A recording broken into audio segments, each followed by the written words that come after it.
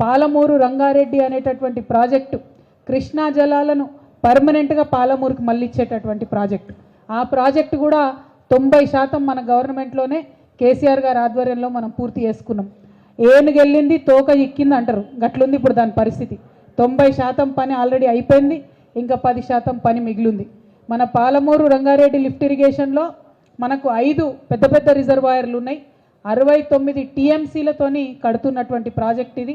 మన నార్లాపూర్ కావచ్చు, ఏదుల కావచ్చు, వట్టెం కావచ్చు, కరివెన కావచ్చు, ఉద్దండాపూర్ కావచ్చు, రిజర్వాయర్లు అన్నీ కూడా 90% అయిపోయినాయి. మెయిన్ కెనాల్ ఏదైతే ఉందో దాంట్లో కూడా వర్క్స్ అయినాయి.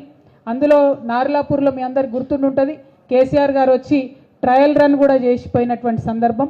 సో ఇప్పుడు మిగతా 10% వర్క్ మాత్రమే ఫినిష్ అవ్వాల్సి ఉంది.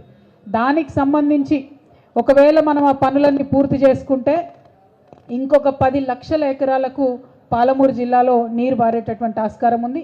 ఇంకొక 2 లక్షలు మన వికారాబాద్, కొడంగల్, అట్లానే నల్గొండ ఇవన్నీ కూడా కలిపి మొత్తం 12 లక్షల ఎకరాలకు నీళ్లు బారేటటువంటి ప్రాజెక్టు పాలమూరు రంగారెడ్డి ప్రాజెక్టు. మరి ఇదే పాలమూరు నుండి ఇవాళ కాంగ్రెస్ పార్టీ నుండి సీఎంగా గౌరవనీయులు రేవంత్ రెడ్డి గారు ఎన్నికైనారు. మరి వారు ఇవాళ పేపర్లలో చదువుతూ ఉన్నాం, రకరకాల రూమర్స్ వస్తూ ఉన్నాయి. పాలమూరు రంగారెడ్డిలో ఆల్రెడీ వర్క్స్ ఏవైతే చేస్తూ ఉన్నారో వాటన్నిటినీ క్యాన్సిల్ చేస్తారని చెప్పి, క్యాన్సిల్ చేసి మళ్ళా కొత్తగా టెండర్ పిలుస్తారు అని చెప్పి చెప్తా ఉన్నారు. ఇక్కడ పాలమూరు రంగారెడ్డి విషయంలో గౌరవ ముఖ్యమంత్రి వర్యులు ఆనాడు కాంగ్రెస్ పార్టీలో ఉండి ఇదే రేవంత్ రెడ్డి గారు తప్పుడు కేసులు వేయించిన, దొంగ కేసులు పెట్టించిన, నేషనల్ గ్రీన్ ట్రిబ్యునల్కి పోయి ఆపే ప్రయత్నం చేసినా కూడా ఇది water project, drinking water project, దీన్ని ఆపొద్దు అని చెప్పి పనులు ఎక్కడ ఆపకుండా మనం మెయిన్ రిజర్వాయర్లు అన్నీ పూర్తి చేసుకున్నాం. ఇప్పుడు ఇంకా అనుమతులు ఢిల్లీలో వచ్చేటివి అన్నీ కూడా ఫినిష్ చేసుకున్నాం. ఇంకా చివరి అనుమతులు కొన్ని వచ్చేటివి ఉన్నాయి. దాని మీద దయచేసి సీఎం గారు దృష్టి పెట్టినట్టయితే ఈ ప్రాజెక్టుకి నేషనల్ ప్రాజెక్ట్ హోదా వస్తుంది. ఈ అనుమతులన్నీ కూడా పూర్తయిపోయి ప్రాజెక్ట్ ల్యాండ్ అయ్యేటటువంటి స్కోప్ ఉంటుంది. కాబట్టి రేవంత్ రెడ్డి గారికి బీఆర్ఎస్ పార్టీ తరఫున, పాలమూరు ప్రజల తరఫున నేను రిక్వెస్ట్ చేస్తున్నది ఒకటే, ఇప్పుడు జరిగేటటువంటి పనులను మళ్ళా క్యాన్సిల్ చేస్తే మళ్ళా మొత్తం చేయాలి అని చెప్పి మళ్ళా రీటెండర్ చేయాలని చెప్తే దాంతో ఇంకొక 2 పంటలకు పాలమూరు ప్రజలకు, పాలమూరు రైతులకు నీళ్లు రావడం ఆగిపోతుంది. త్వరితగతిన ఈ పనులన్నీ పూర్తి చేసుకుంటే ఇమీడియట్గా వచ్చే వర్షాకాలంలో చాలా చోట్ల నీళ్ళు ఇచ్చేటటువంటి ఆస్కారం ఉంటుంది. కాబట్టి ఇంకా డీలే చేయకుండా ఈ ప్రాజెక్ట్ని ఏదో మళ్ళీ క్యాన్సిల్ చేసి టెండర్లు కాల్ఫర్ చేస్తామని చెప్తా ఉన్నారు. మరి దీని వెనుక మతలబ్ ఏందన్నది సీఎం గారు అందరికి కూడా నిజంగా ఎక్స్ప్లెయిన్ చేయాల్సినటువంటి సందర్భం.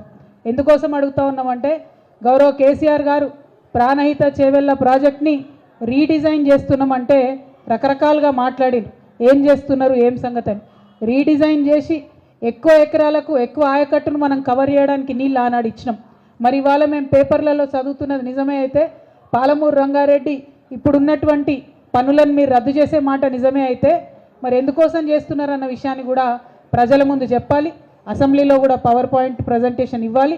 ఎందుకంటే డిజైన్ చేంజ్ అయినప్పుడు, మనకు ఆయకట్టు పెంచినప్పుడు, ఇబ్బంది లేనప్పుడు ఎందుకోసం టెండర్స్ క్యాన్సిల్ చేస్తూ ఉన్నాం? దానివల్ల జరిగేదేంది? ఇంకో 2 సీజన్లు పంట రాకుండా రైతులకు నష్టం జరుగుతుంది. దీని బదులు దృష్టి పెట్టి ఢిల్లీలో మిగతా రావాల్సినటువంటి అనుమతులు తెచ్చుకొని అట్లానే నేషనల్ ప్రాజెక్ట్ హోదాని పాలమూరు రంగారెడ్డికి తెచ్చుకున్నట్టయితే బాగుంటుంది. రేవంత్ రెడ్డి గారు ఒక మాట అన్నారు నిన్న మొన్న ఇంటర్వ్యూ ఇచ్చుకుంటా, ఏమని, మోడీ గారితో సత్సంబంధాలు లేవు కాబట్టి కేసీఆర్ గారికి ప్రాజెక్టుకు మనకు అన్నీ కూడా అనుమతులు రాలేదని మాట్లాడారు. మరి మీరు సత్సంబంధాలు పెట్టుకోండి, ఎవరు వద్దన్నారు? మీరు కొట్లాడండి, కేంద్ర ప్రభుత్వంతో కొట్లాడి మిగతా అనుమతులు తీసుకురండి, నేషనల్ ప్రాజెక్ట్ హోదా తీసుకురండి, శ్రద్ధ దాని మీద పెట్టండి. రైతులకు బెనిఫిట్ అయ్యేలాగా, పాలమూరు ప్రజలకు బెనిఫిట్ అయ్యేలాగా శ్రద్ధ దాని మీద పెట్టాలని చెప్పి నేను ఇవాళ ఇప్పుడున్నటువంటి ప్రభుత్వాన్ని, ఇప్పుడున్నటువంటి ముఖ్యమంత్రి గారిని మేము డిమాండ్ చేస్తూ ఉన్నాం.